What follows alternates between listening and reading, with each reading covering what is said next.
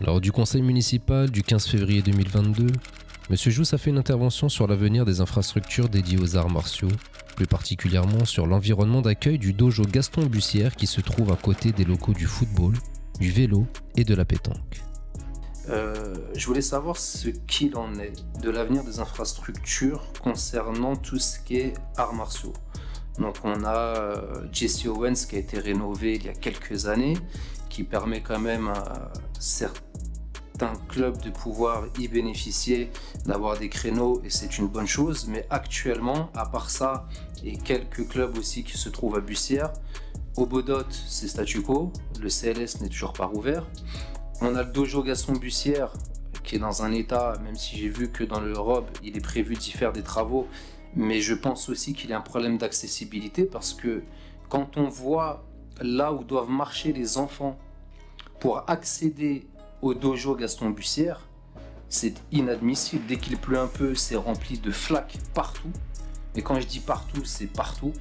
C'est de la terre, et c'est pas que le dojo, parce qu'il y a le club de foot, il y a le vélo, il y a la pétanque, et tout le monde est logé à la même enseigne. C'est un terrain qui est complètement impraticable, mais les enfants sont obligés de marcher et d'esquiver du mieux qu'ils peuvent les flaques pour accéder à une installation sportive, pour pouvoir pratiquer leur activité, ce qui est très très compliqué pour eux. Donc savoir aussi ce qu'il est prévu de faire là-dessus.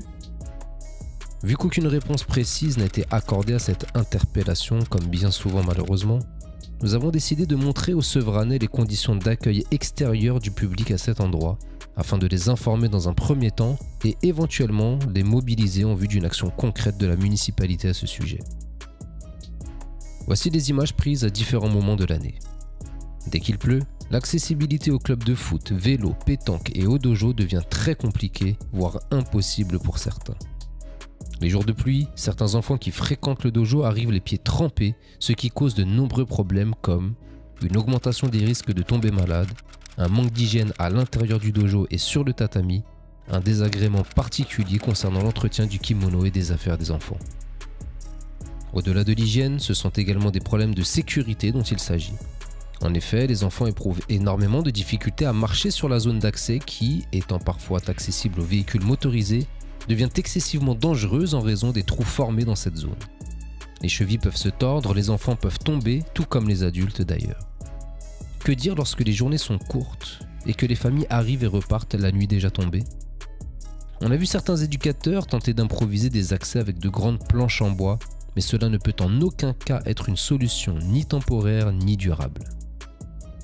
Certains enfants ont malheureusement cessé de venir lors des séances hivernales, le risque et les inconvénients étant trop élevés au goût de leurs parents.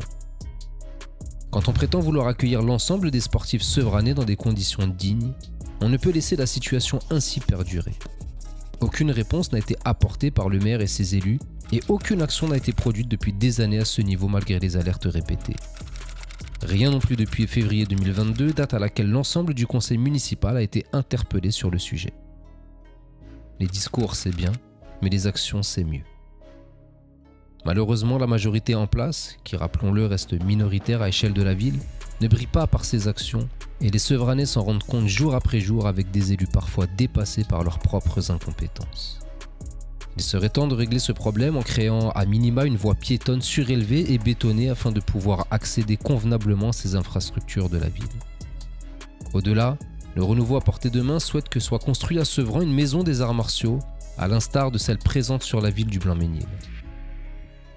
Cela permettrait d'accueillir les pratiquants dans d'excellentes conditions, voire d'organiser des compétitions de renom comme ce fut le cas le week-end du 8 et 9 mai 2022 dans cette même maison des arts martiaux du Blanc-Mesnil. Un club sevranais y était présent et en a rapporté de nombreuses médailles. Nous devons agir pour que l'intégralité de nos sportifs puissent pratiquer leur passion en toute dignité. Nous ne pouvons tolérer que les enfants de la ville soient accueillis dans de telles conditions provoquant insécurité et indignité. Nous ferons le nécessaire pour remédier à cela et vous tiendrons informés de l'évolution du dossier. À bientôt.